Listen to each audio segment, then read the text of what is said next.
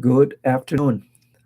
My name is Manuel Reta. You are listening to La Voz De Whatcom here in Ferndale, Washington. And as we had posted earlier, yesterday actually, that we were going to have another individual that would be on today to talk about her place in the government, her place in the county. And Alicia Rule, you introduce yourself and the microphone is yours. Thank you so much, Manuel Reta. Hello, everybody. I'm Alicia Rule, or Alicia Rule if you're speaking Spanish. It's so nice to be here with you today. I am from Blaine. I live in Blaine, Washington, and I'm a lifelong social worker, but I have had the honor and privilege of serving you as your state representative over the last 2 years. And it's really good to be back with you here today. I'm running for re-election already. The last 2 years have had a lot of challenges, and we certainly are not through all the challenges yet. We have new ones in front of us today. And so I look forward to engaging with you over the next few months and hopefully even today to hear what's on your mind and how I can best serve you. Quiero decir también que ella también entiende un poquito de español. Para ustedes que quieren mandar un mensaje por chat, lo pueden hacer al estudio aquí para poder contestar sus preguntas en esa manera. I said basically she knows a little bit of Spanish, or she understands a little bit of Spanish in which she's able to understand. And that to me is very important. So if you have anything to bring up to the table, to the radio station, you can do it on chat. La Voz De Whatcom, and you write something down on the computer and we'll receive the questions. Others have done it, and you are also welcome to be part of this show because it's important that your word counts. And I believe whatever you ask, it might be something that she's able to reply in like manner. ¿Está bien? Está bien. Okay. Gracias. Okay. So basically, you've had how many years over there in Olympia? Just 2 years. 2 years? So Okay. my first term. Okay. And how did it go? It was really great. I enjoyed this service so much. Okay. How did you work? You are a Democrat.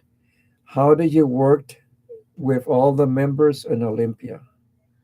How was your as far as ability to pass laws and whatever? How did you how was your stand more or less? Well, I thank you for asking because I am a proud Democrat. And also what I learned very quickly just being in this community, really when I was on the city council in Blaine, is that we do better work for servicing our people by working together. So I am really proud that I have worked bipartisanly with all parties in Olympia, and I have really staked out a reputation for being the most bipartisan legislator in Olympia, doing the work, really listening to all sides of an issue before making a decision. And I just really think that's important in our community and that it's important to the people who live here. So I've continued to hold myself to that manner, and I feel good about that. Alicia dice que ha trabajado en Olympia por 2 años y como es Democrat ella, puede trabajar también con Republicans en la manera que está unida en esa manera. No ha habido problemas en las cosas que ha hecho porque la amistad que tiene ellas para trabajar unido en esa manera. En Olympia, who's your favorite Republican? That wouldn't be fair to my other Republican friends, would it? No, never mind. I'll take it I'll take it on the table. But you know, when I was a Hispanic commissioner in Olympia, you know, I made friends with everybody, and they also recognized me as a peacemaker and as able to communicate. And that's why I said we used to have one Republican lady that was a chairperson. I don't think of her name now, but I think she lived in one of the islands or something. but very sweet. And I would go talk to her sometimes, and we would communicate. She would tell me about when they lived on the farm and the berries and everything. Mhm. She used to help the Mexican people, the immigrants. I mean, she was down to earth, and she Mm. was very helpful, and so we kind of bonded together that way, you know. But Mhm. sometimes when you're in Olympia, you do bond to people because their background, they're willing to let some of their inner thoughts or inner feelings come Mhm. out so they can share and be in agreement, you know. Mhm. And that is important. A communicator who's able to communicate in a manner and touch different points. If a law comes up, you know, you have to be able to work that way. And so it's one thing that I have seen. You probably have gone through it and been there and done that. I think that's the good Yeah. work, the way Mhm. that you've described it.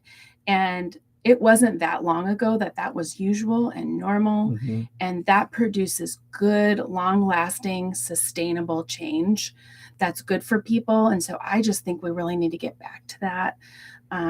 I maybe won't mention his name, but there is a legislator in Eastern Washington. And Okay. on its face, you might think that we have nothing in common. You know, he's a male, he's older, but what we have, and we don't agree on everything, but what we have figured out is that we both have a real passion for serving children, youth, and families. Mhm.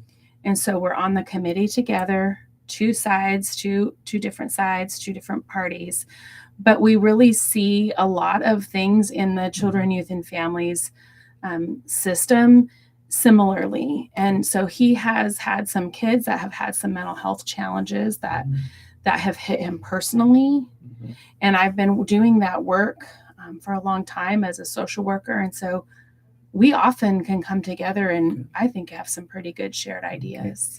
So that's one thing that you brought up too, social worker. Mm. So how long, how much experience, how much education Mhm. have you had in that? Yeah.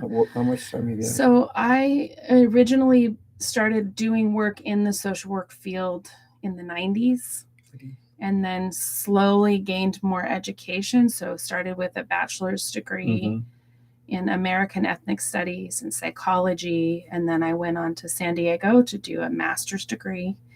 And then I did work in a whole bunch of different Okay. areas in social work. So for a period of time, I spent a Mm-hmm. lot of time working in foster care Okay. and reunification with families who had dealt with addiction, um, and sometimes removing children in that area. So, wide variety of experiences, really. It's rough when when you take a child for a parent or the parents are into things that are not kosher or not good, you know, for the child. Mm-hmm. And I can see that those kind of incidents.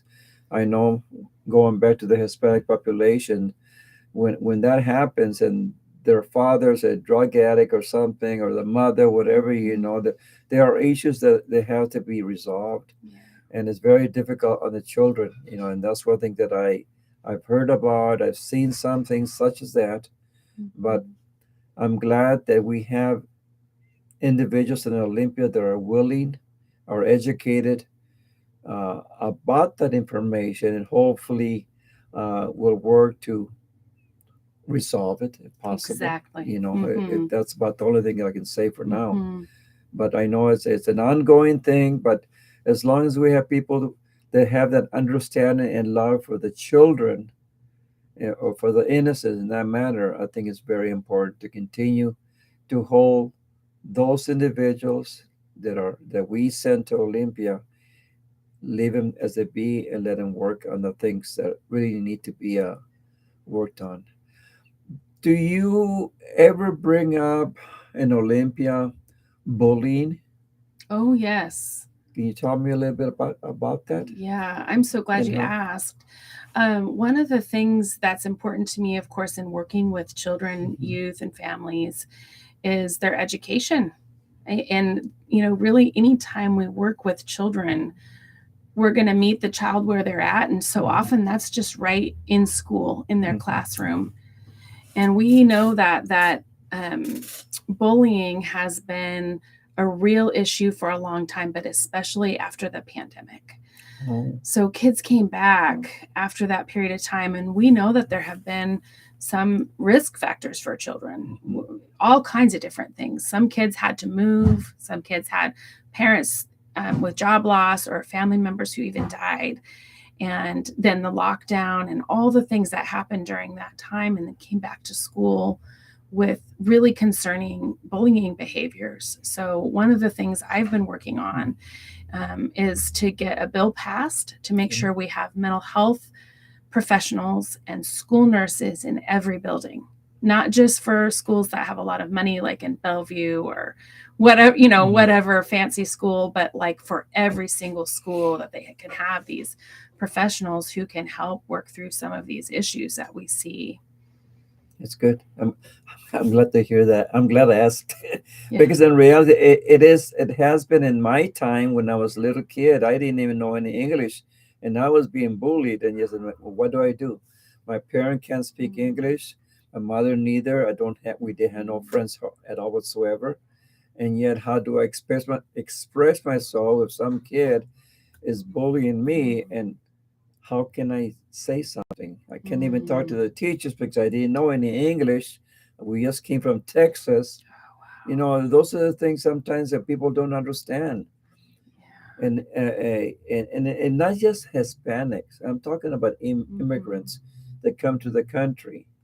And I believe we have to be very careful. The teachers got to be sensitive to the needs of the children, and I always wonder about that. So my other question is basically was something that's been in my mind. As a community leader here in Ferndale, I've always thought about our children, high school kids, those that are ready to graduate.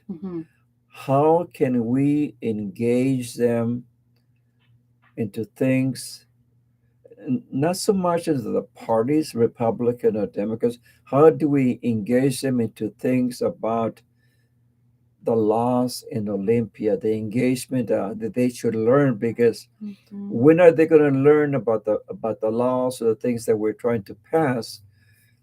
They're not learning in the schools that I know of. They're not being taught that. And that has been a concern for me because in reality, that's the future. Here in Ferndale, I'm part of the Equity Committee.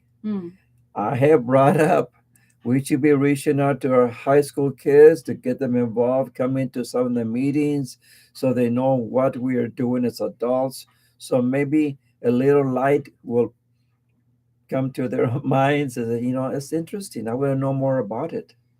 Yeah. How do we go about it?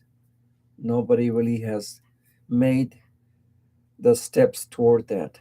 I love that you brought that up because sometimes we like to say nothing about us without us. And it's just really important that we do get those young people involved in civil engagement. And it kind of goes back to what we were talking about earlier when we were talking about us as leaders.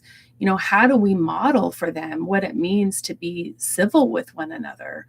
That means engaging in hard discussions without putting people down or name calling or otherizing. It means being respectful and listening more than we speak. So I think part of it is that we have a responsibility as leaders to do a better job, but then also inviting them into the conversation. Our young people have a lot to say. And as a mother now of a teenager, which shocks me, I love sitting with my kids around, and a lot of times because they're now getting older, it's friends too, sitting around a bonfire and just letting them talk, because if you give them time and space, they have pretty good observations and they're paying attention to everything. So I think part of it is that deep listening, but it's also, I think, supporting things in our school systems like civics education and making sure that they do have an opportunity in their community to be respected by being invited in. Yeah, I think also another thing that we should also consider as far as reaching out to the children, the school boards. I'm talking about all the school boards in the county.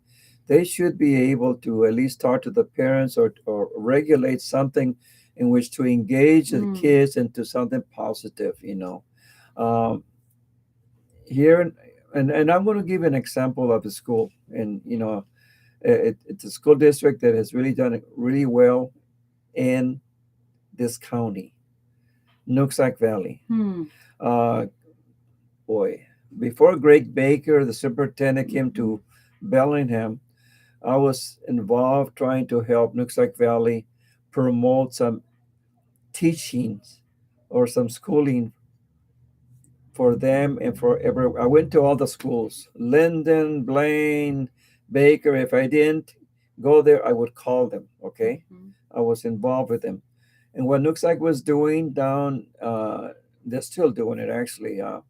They were having the high school kids coming down to the grade school and teaching their kids in their native language. So by the time those children passed the grade in the grade school, they felt like they were needed. They felt like they were good. The high school kids, in the meantime, after the time of graduation, the self-esteem was way up. I went to Nooksack graduation. I went to another school graduation, and I seen the difference between light and day. I mean, night and day. And the reason why, because the kids at Nooksack were being children, high school kids were helping the babies grow.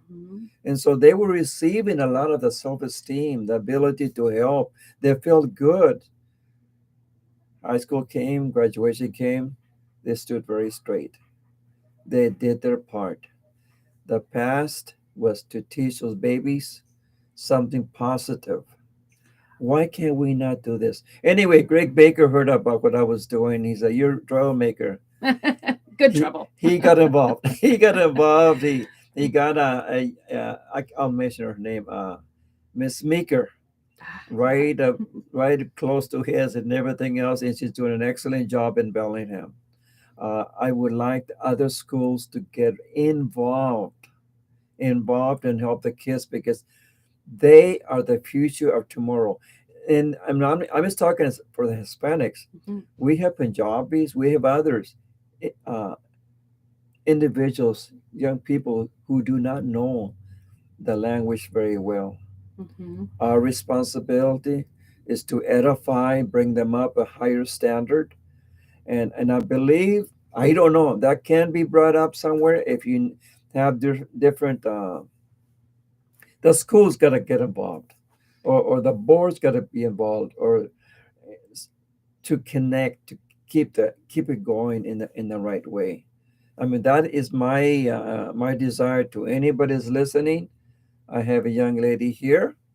This possibly could be a mouthpiece to the different government people there in Olympia or anywhere else, actually, because it starts really sometimes with school meetings with parents and so forth. So, I mean, I think so much about other countries and how they most often in most countries, they know more than one language. And here we have in our own country, as you say, many different cultures coming in, and we're missing an opportunity if we're not supporting their language, that they can have those both languages is a good thing for everybody. So what we really should have more of an obligation to support that. But I also liked another thing about what you said, which is really about a mentoring. And I really believe that people do really well when they can kind of work up and work down. So they have somebody who can mentor them, but that they can then take the information and mentor somebody else. When we learn any sort of a fact, whether it's a language or a new skill or whatever it is, we really learn it when we teach it to somebody else. That's correct. I think even historically, we used to have more of a mixed age group when we talked about education. And that's one of the benefits that we miss sometimes. We have education segregated out by age, and we miss that opportunity. So I really like the idea of the mentoring up and mentoring down, and appreciate you bringing it up. And the reason that I bring it up to the community on the air is basically I'm tired of different politician parties hitting each other, and it's negative. We should vote for the people that are qualified, people who are honest, people who have a fear in God in them, that they make sure whatever they say, whatever they do, they're pleasing God to be able to help the people, the children, the people who don't have a voice sometimes. And that's why, to me, it's very important that whoever we elect into Olympia or in that matter, vote wise, that person has the ability to build bridges. I'm also a bridge builder within the community. But at the same time, the ones that we elect have got to be sensitive to the needs of the community, of the children, because they have to be a mouthpiece.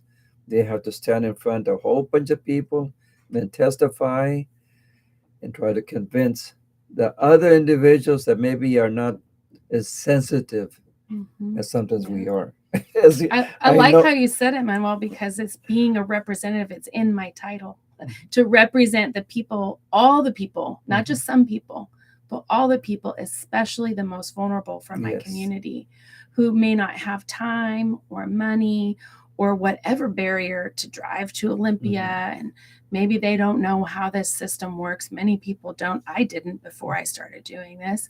And so that I can make sure that I'm hearing all of that feedback and going and speaking up for them and being their advocate, being their voice so that they can get their needs met. That's my primary role. Okay. Well, that's the reason we're having a talk today. Yeah. And the reason it's very important that you, the voters, are listening to this show. And we also ask you to share this show with everybody, because the main thing, you are the ones that will be voting. And so in that manner, we are also accountable to whom we vote for. Are they open-minded, or are they just sticking to the crazy parties, kind of like a clam closes down and we got to be this. No, you really have to do it for the people. And I think it's important that we have to, I mean, that is my opinion, okay? I'm not trying to put it down your throat, but I mean, it's giving you my point of view, the way that I feel that I want America to be more united. I do not like the way it is right now. We have to really be careful what we say and what we do and who we embrace, in that manner. So it's part of our life, because our children are seeing what we do and how we speak, everything. Our children is the future of tomorrow. So I'm hoping that we can share this with you, and anything else you want to add. I don't want to do all that talking. No, I agree with you. Really, the future of what America looks like starts in our backyards. It starts with us connecting again with our neighbors and taking time to listen to them, not assuming we know what they think, not assuming they're different because they voted for somebody else, but to slow down, pause, look them in the eye, and hear what they have to say, because I don't know everything. They might know something that I don't know. Even if I think we disagree, what if we agree on something? Or what if we disagree and we can do that civilly? Or I might be able to change my stance to improve it based on what my neighbor says. I think that is really, what we do in our daily lives is going to be what dictates what happens next in our country, and it starts in our backyard. And I think it's important to continue working in that manner, or talking about that, because we need to reach out to the people. And I'm doing some little advertisement here or something. Okay. So that way, in a minute, I'll have you put. You can put something on here if you want to. You're good typing anyway. Sure. Put something on there, and if anybody wants to chat, or that's all they can do is look up La Voz De Whatcom. And this is the reason that we have the radio here, stream radio, because we want to use it for the community. And I found out that this is one way that people will listen to what I'm saying, listen to all the candidates that I bring on board. And as I've always said, if there's a candidate out there that wants to come on the board, I've had this radio station, and I believe it's open. It's open to you because I want the people to listen to what the representatives or the people that are running for Senate or whatever. I want them to know your background, how you feel, the words that come out of your mouth. All those things are very important. So because it's your call, and I think it's something that we need. We need the communication. We need the ability to continue using the station at least for your benefit. And then also not only the adults, also the high school kids are listening too. Because yesterday I was awarded a medal, and I'm not going to talk about that. But where I went down there in Skagit County, a young man came up running to me and says, "Oh, you're a veteran." And he started really laying on me. He was proud of me, and so I told him a little about me. And the more he talked, the more I gave him information, and pretty soon he wanted to help me. He said, "Okay." He lives down there in Lake Stevens. His mother too also got engaged. A good conversation. They're probably going to be being on the radio here. Great. If there is a young person, a Punjabi, a Hispanic, or some person that is led to be on a program, come and talk to me. Mm-hmm. We And have, likewise for us, yes, yes. we have in Olympia, we have pages, or there are other volunteer or internship type of opportunities. And we just love that time because we get to hear from our young people, but we also get to just open up opportunity for them. And I just think so often that people don't know that it's really wide open, that we want to open our doors and have young people and others come in. Yeah. If you want to put something on that Sure. too, where they can connect with you, Sure. any kind of information, Okay. because people are going to be listening and reading too. And we do appreciate any comments that anybody brings on board, because a lot of times, we can be talking and says, "Are we reaching anybody?" But yes, we are reaching people out there because they want to know where the person stands and different things. Tell me something. Mm-hmm. In the last year, was there one law that you passed that you thought was important that didn't make it? Do you have That something? did not make it. Either way. Yeah. So we can that way it did not make it. And if it's going to come up again, that we the citizens are able to tap into that number or into that law and Google it into the different parties or whatever. Yeah. So I would love to tell you about some things that did make it. Okay. We have time. Yeah. I mean, there's plenty to talk about, and I love answering people's questions. So I really hope people will reach out and find out. I did a lot of work with kids and in our education system that I'm really proud of. So we already talked about the mental health providers right in schools. That was a really big change for education, because what it meant was that rather than only look at ABCs and 1, 2, 3s, we said kids can't learn if their brain is experiencing trauma or mental illness. And that follows science. We know that's true. And we have an obligation to reach them in that way if we're going to expect that we're going to be able to teach them. But the other thing that I'm really proud of is a bill that funded outdoor education experiences to every student in Washington State. And the reason that's important is because some kids don't do really well in the four walls of a classroom, but you put them outside and you give them opportunity to work with their hands. And you see some of those same kids who struggle sitting still in a classroom just thrive, and they do really well out there, but they can learn just as well or better out there working with angles of the sun or with how the stream works. And we need those kids to know that there's opportunities in really good jobs that are outside, whether it's timber or fishing or farming, that those kind of jobs are good jobs, and that they can do those jobs and be a really successful adult. Sometimes people go to four-year college, but you don't need to go to four-year college. That sometimes people do really well without that college degree, and we need to give them the experiences so they know what that job is like. Okay. So I felt excited about passing that bill. That was a big one. One of them I was frustrated about had more to do with public safety. So that one was one that I worked on for a long time, all the way from the summer before, all the way into the winter when we had it.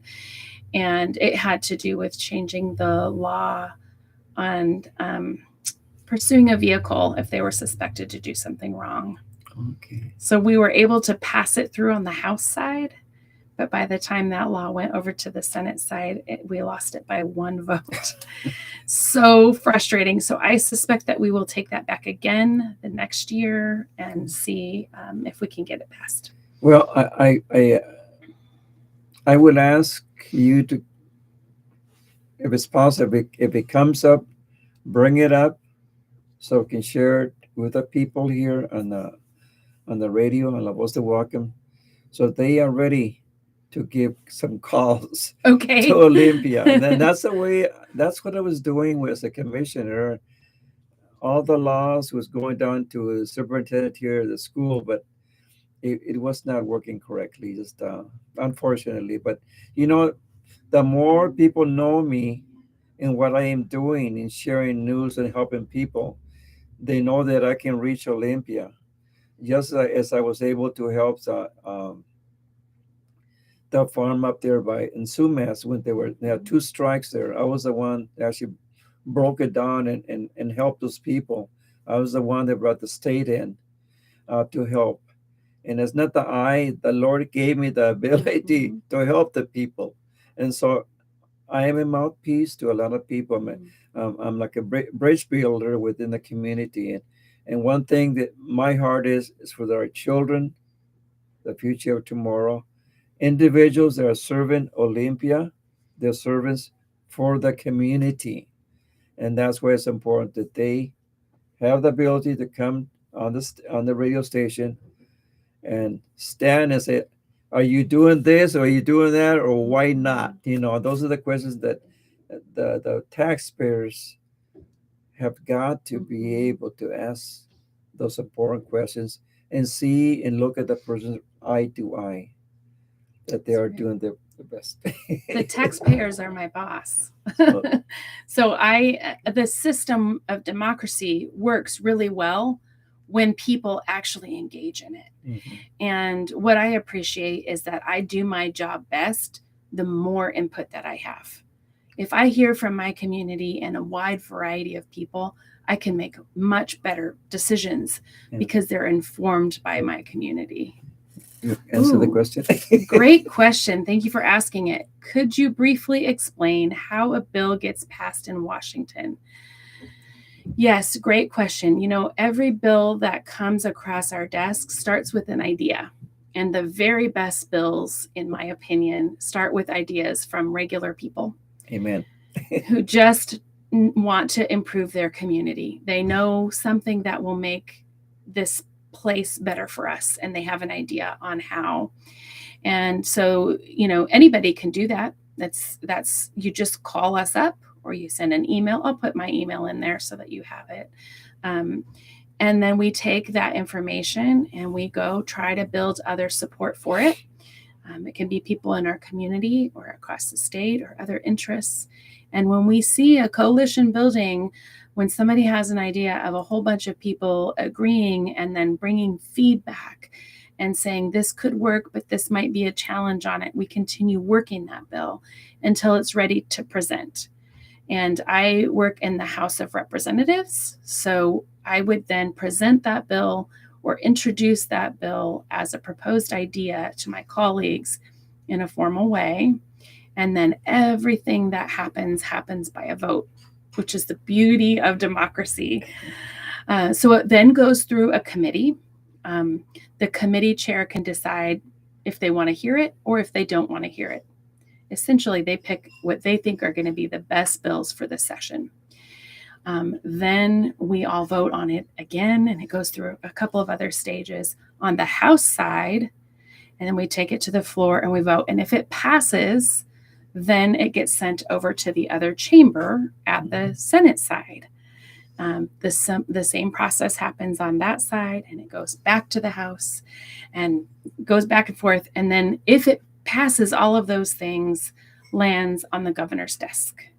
And when it lands on the governor's desk, after all of that process, the governor still has the ability to either sign or veto it.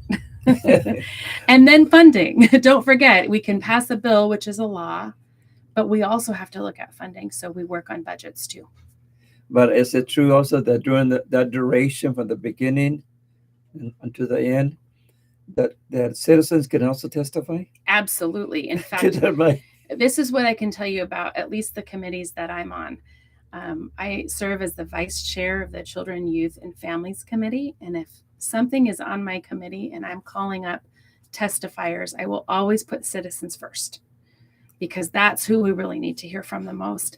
And if somebody feels shy and they don't want to do a public testimony, they can write. There's a written testimony you can do. They can email legislators like me, so that we can be, as you say, the mouthpiece, or we can be their voice, or they can call and we'll take their phone call. Sometimes people are surprised that we take phone calls. We take all phone calls. So if you call our office, we're going to pick up. Do you receive petitions? If there's something coming up in the law that you're working on, can you receive a petition of different people? Great question. I don't know. So there's two ways to make a law. One is the one that we just described. Okay. The other is a citizen petition. And so a citizen petition is the other avenue to making a law, where any citizen can begin gathering signatures in their community and move a law forward that way. Isn't it a beautiful democracy? It's pretty neat. The more I learn about it, the more I'm amazed, and I love the power in this process, because it belongs to the people if the people use it. Yes. Okay. Well, now you know a little bit of something. I also too. I ask the questions. I receive some answers, and that's the way it should be. Go ahead and put your email so that people can email you at a different time, whatever. But I think it's important that we stay in tune. This is the reason we have Voz De Whatcom, to be able to be engaged. You engage with us here, so you can know and receive some of the questions that you might have. Let's see, what is anything else on there came up? Oh yeah, there's one on it. Do you want to talk about this one? Go ahead. Is Washington being affected by the overturn of Roe versus Wade? Okay. Your personal opinion, I guess? Yeah. So I think it goes to what we said earlier about democracy. The answer is, of course it is, but it has the level of which it impacts us will have everything to do with the engagement of people in our democratic process. I think it is particularly pertinent to the state legislative role right now, and it wasn't before necessarily quite as much so. But we do see that this is a decision that will be impacted by state legislators. Yeah. And I think this law is going to be more or less, let me put it this way, as a minister, it is a very personal call that you will make. Myself, anybody, But overall, I think the law might go one way or another. Okay. But what you have tried to say and do is between you and your maker. Exactly. Okay. So we don't get into politics, we don't get into religion, but you have a conscience, you have a soul. And if you feel one way or another, your call. This is the United States of America. We have that right. I mean, that's as far as I'm going to go. I appreciate you Because, saying that, and know, I think you you said know, it so well, and I yeah. share that sentiment with you. This is a decision that's a legal decision, and we have to be thinking about what does it look like to implement something like that? And what level of proof do we need? And is that the road we want to go down? Which is a very different question than is it right or wrong? That's a personal decision. We all need to be able to make those decisions for our own selves, and we'll be responsible for that. We are responsible for that. But that, to me, is not the question on the table here, which is who should make that decision. Yes, that's correct. Well, Alicia, you got something else, or we can continue? It's up to you. We're here to make. I am open to questions. I am always happy to talk, whether it be on the radio or come to my office or call me. I love hearing from people. Sometimes I'm going door to door right now, and I catch people at dinner, and I've been enjoying that. People are very open, and they've been very clear about what their needs and concerns are. And I feel really like they trust me, and that feels like an honor. Do you have any more meetings coming up? Any get-togethers, whatever? Oh, we'll have many. As the next few months roll out, we'll have lots of get-togethers and meetings. And our Facebook page is a great place to follow that, or email. Okay. Yeah. So you're basically putting on face pages where you will be at, or what days and so forth. Okay. Yes. Okay. Yes, and always open invitation. Okay. So I think we're good for that. I think if anybody has any other questions, they can contact her by her email. And it's always a pleasure to have you on. It is always a pleasure to be here. So I hope that everybody is satisfied with the show, with everything that was said. We didn't have any more questions. If we would have, we'd still be answering the questions that come up from the community. And we're here to serve I am here, she is here to serve the community. We have the freedom of the spirit to be able to help. Okay? And thank you. Thank you so much. Appreciate it. And we will see you another day. Thank you. Thank you.